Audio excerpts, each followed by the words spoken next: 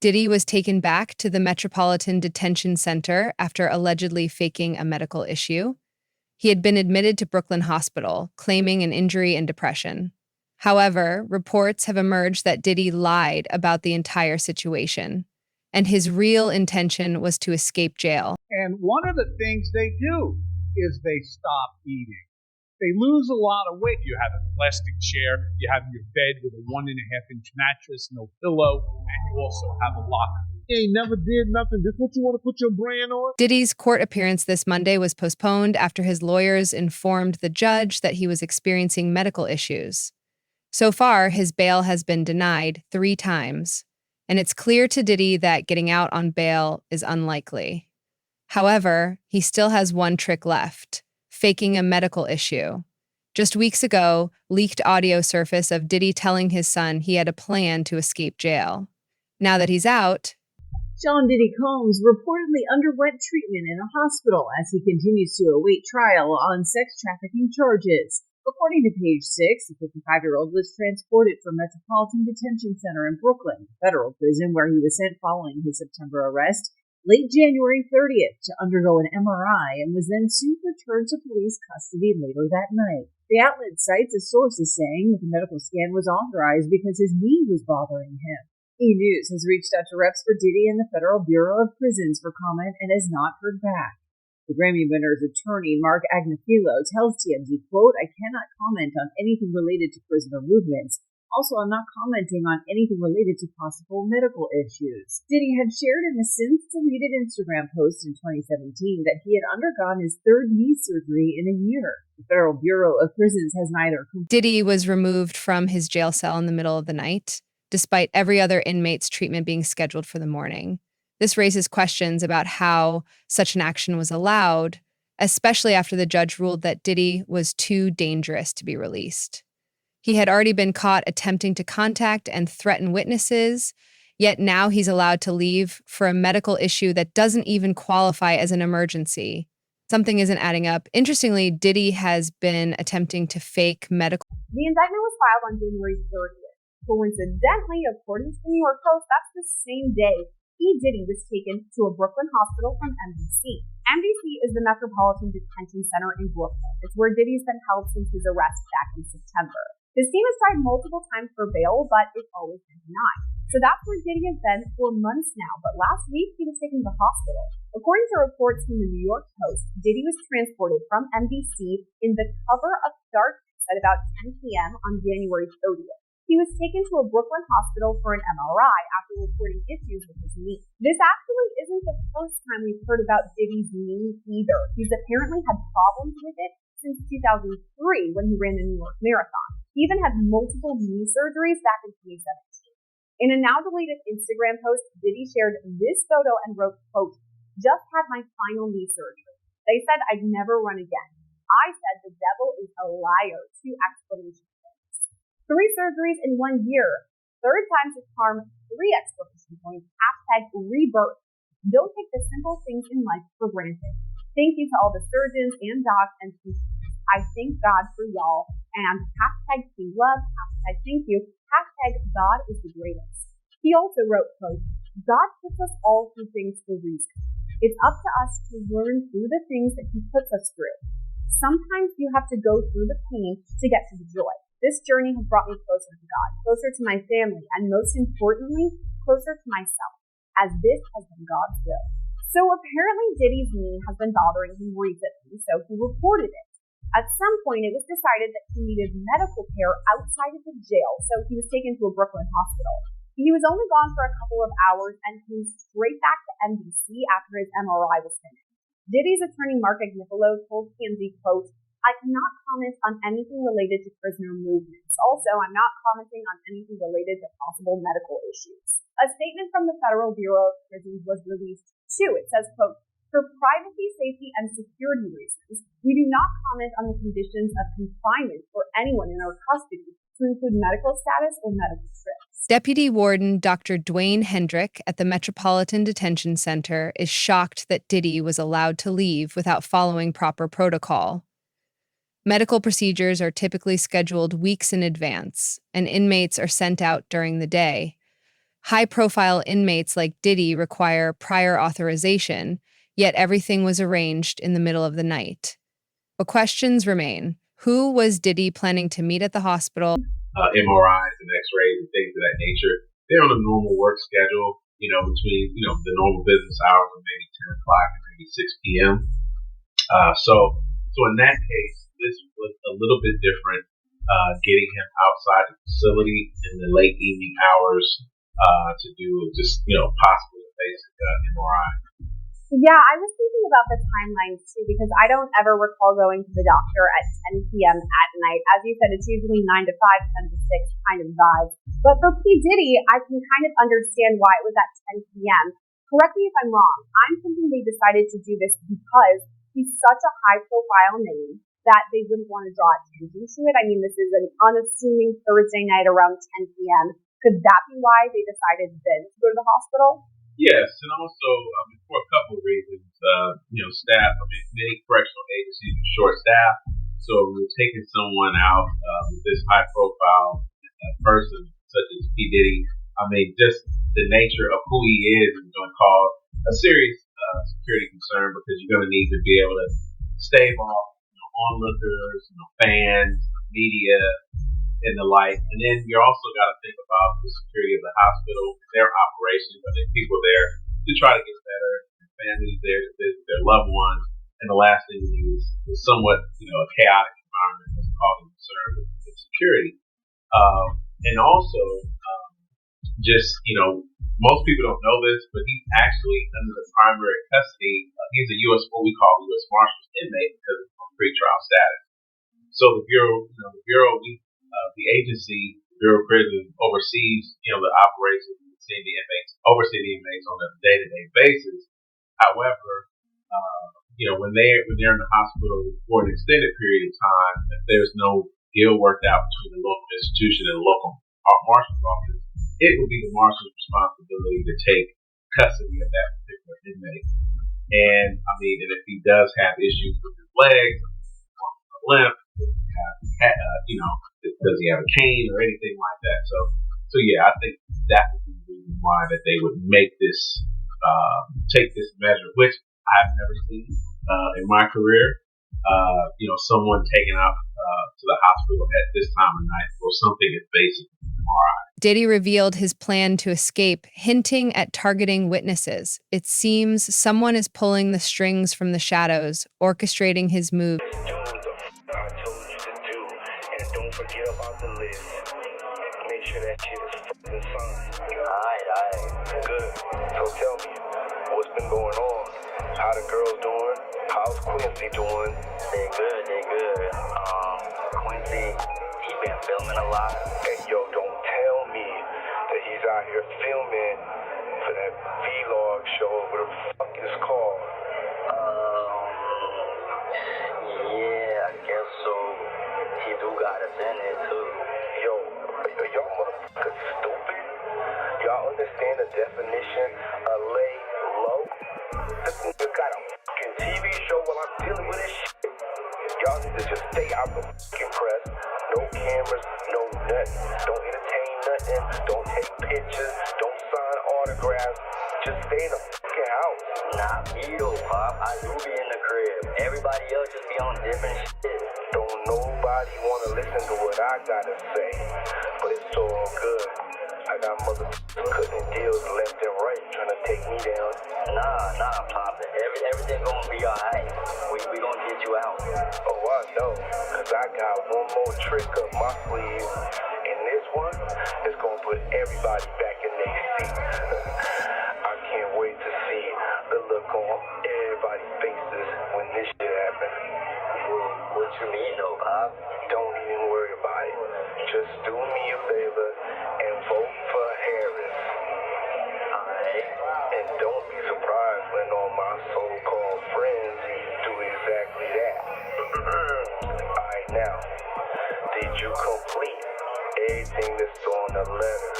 Yeah, I got the pig pen, Pop. I did it. Are you stupid? I gotta go. I'll call you back. Diddy gets off the phone really quickly after his son is talking about a pig pen, a bull pen. pen pal. I'm not exactly sure what he's even referencing. In that whole thing about voting for Harris or whatever, I'm very confused. Diddy has ties to some of the most powerful politicians globally, with President Trump attending his parties and Obama publicly thanking him for his contributions. Just weeks before the raid on his house, Mayor Eric Adams gave Diddy the key to the city.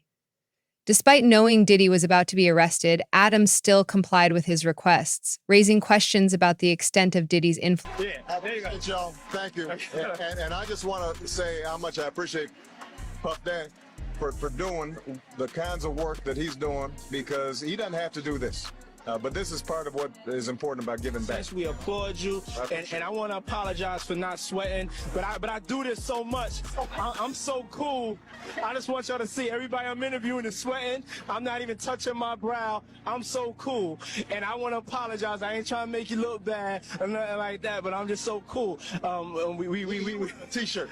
I tell you, if he was wearing one of those fancy designer clothes he's designing, he'd be sweating just like that. The judge was going to allow him to be bonded out on the first get-go. Now, if he comes up with some more hearings, he might be released. But based on the evidence, they've been following him, bro. They've been tapping his phone, been having people watch him. You understand? He been coming back and forth from New York, and he don't usually be coming back to New York. And somebody was telling me that, yo, listen here, yo, he trying to get witnesses. Remember when they released that first thing of Cassie, and I said that Diddy was trying to contact people for character witnesses, people for who he had problems with before, whatever like that, and trying to talk to them in the whole 9 yards. That's when they dropped that thing with Cassie. The Homeland Security had some agency or whatever like that that deals with that, dropped that thing on Cassie to show everybody, oh, y'all want to help him? Y'all, this is what y'all want to help? This is who y'all want to, say that he ain't never did nothing. This what you want to put your brand on? And everybody started backing up from him. Everybody was talking about, yo, man, Cassie was a gold digger. Cassie was this, that, and the third. She loved it in the whole 9 yards. And then when they seen that, all his friends or so-called friends, went away. So him not having a bond is not surprising.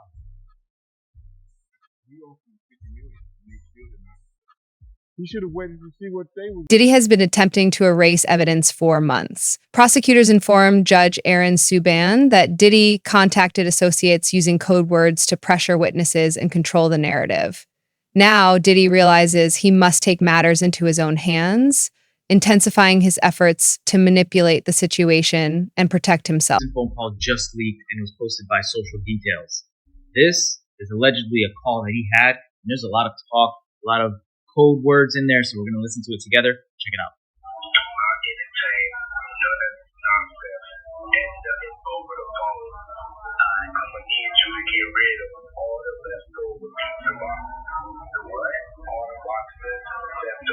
Now, this alleged leak call from Diddy in prison was talking about getting rid of pizza boxes. Now, if you know your stuff and you're privy, you know exactly what pizza stands for, and that's probably what they're talking about and referring to on this alleged leak call. Pizza, for those who don't know, I'm going to make it very clean. It has to do with children and selling. Make sure you recycle the plastic like you talked about. Now, in this alleged phone call, he starts to talk about someone named Jay. People are speculating that maybe Jay-Z, but there's no confirmation. At the same time, he talks about recycling plastic. I don't know what that could mean. If you guys have any idea, comment and let me know. Everybody out there quiet as well. Yeah, exactly. We gonna let them have their little fun, but I'm still gonna have them laugh. I mean, it seems by the call that he's looking for help. He's saying that a lot of people are quiet against people that are on his side, and that he's going to have the last laugh at the end. I told you to do, and don't forget about the list. And then he goes on to say, don't forget about the list. You don't know what that list is or what that implies, but this is pretty crazy. Do I think this is legitimate? There is no confirmation yet if this is legitimate or not. This is the alleged leak call of Diddy. Tell me what you guys think. Federal prosecutors have presented audio recordings of Diddy on three-way calls with witnesses, pressuring them to remain silent. At times, he offered hundreds of thousands of dollars in exchange for their silence. In a recent episode of The Art of Dialogue, Gandil discussed how Diddy's friends had been calling him, urging him to stop. This morning in the sex trafficking case against Sean Diddy Combs, prosecutors now claiming that from behind bars, Combs has been trying to reach out to victims and possible witnesses. And ABC's Phil Lipoff is here now with this story. Good morning, Phil. Good morning, Gio. Diddy's lawyers trying for a third time to get him out on bail, but this time, the prosecution telling the judge about attempts they say the rap mogul made from behind bars to influence everyone from potential jury to alleged victims. Who's the boss? Dudes is lost. Don't think cause I'm iced out, I'm a fool off. This morning, prosecutors leveling new accusations against Sean Diddy Combs, saying he poses a serious risk of danger even from behind bars as he awaits trial. In a court filing late Friday, prosecutors detailing the steps they say Combs is taking while locked up to reach out to prospective witnesses and influence public opinion to affect potential jurors. The accusations within the prosecution's motion to deny bail are very serious and will be considered very heavily by the judge, because the judge is going to want to ensure that he is not influencing witnesses and or contacting anyone to influence the trial in any way. Combs has pleaded not guilty to charges of racketeering, transportation to engage in prostitution, and sex trafficking. He denies any wrongdoing. The government now asking the judge not to grant Combs' third request for bail, in which the music mogul offers a $50 million bail package, citing new evidence and changed circumstances. Prosecutors pointing to recorded phone calls from jail. They say Combs asked family members to reach out to potential victims and witnesses, urging them to create narratives to influence a jury pool. Allegations that could land Combs in even more trouble. Diddy's jail calls can be used at trial if they are able to support the prosecution's case in chief. They can also provide grounds for additional criminal charges to be filed against him. All of this while a Hulu documentary is set to be released Monday. His name is Shine. Kid is nice. It's called The Honorable Shine, about a young rapper who says he took the rap for a nightclub shooting involving Combs and then girlfriend Jennifer Lopez. Puffy got acquitted and he got 10 years. He was betrayed. I was absolutely set up to be the fall guy. Moses Shine Levy Barrow, now running for president of Belize, says he was betrayed by Combs. Details of the alleged misconduct were just filed in court, leading to Diddy's bail being denied. Judge Aaron Sonian ruled that Diddy had repeatedly violated jail rules, demonstrating an unwillingness or inability to follow them. The court found that Diddy cannot be trusted. Additionally, court documents revealed that Diddy instructed family members and lawyers to add others to three-way calls, making their communications harder to trace, further undermining. Has come out with new evidence of its own to justify pretrial detention. And let me just read you this from the beginning of their brief. They say, while attempting to evade law enforcement monitoring, the defendant has, among other things, orchestrated social media campaigns that are, in his own words, aimed at tainting the jury pool, made efforts to publicly leak materials he views as helpful to his case, and contacted witnesses through third parties because he has already been engaging in obstruction while locked up. They read, the government has reviewed dozens of recordings of BOP jail calls in which the defendant uses telephone accounts of at least 8 other inmates, which is against BOP regulations. Seemingly to avoid law enforcement monitoring, the defendant uses other inmates' PAC numbers to make phone calls to both individuals on the defendant's approved contact list, as well as other individuals who are not on the approved contact list. To obtain or maintain access to other inmates' PAC numbers, the defendant directs others to pay the inmates, including through payment processing apps and BOP account deposits. The defendant also frequently instructs individuals whom he contacts by telephone, including family members and his attorneys, to add other individuals via three-way call. This practice is not authorized by BOP as it helps conceal the identities of the contacted individuals. The government has reviewed multiple calls in which the defendant has instructed parties to dial in third parties, including members and associates of the enterprise, and individuals who are not on the defendant's contact. The defendant also uses a non-authorized third-party messaging service called Contact Me ASAP to obscure his communications. The defendant appears to be using 2 Contact Me ASAP accounts. First, the defendant's BOP contact list includes A particular email address assigned to the defendant's son, which does not appear to be an account owned by the defendant's son, but instead appears to be an email address connected to Contact Me ASAP. Second, the defendant appears to be using another inmate's Contact Me ASAP account, primarily using email 1. The defendant has exchanged hundreds of text messages via Contact Me ASAP with dozens of individuals, including attorneys and individuals who are not in the defendant's contact list. It's clear that Diddy will go to any length to get out of prison. His $50 million bail has been denied, so he's now resorted to faking health issues. A few weeks ago, he even attempted to starve himself, leading to reports of his weight loss. Diddy occupies a special cell in jail, with some inmates doing chores for him. His main goal is to escape, likely to destroy evidence, and avoid facing the full consequences of his actions.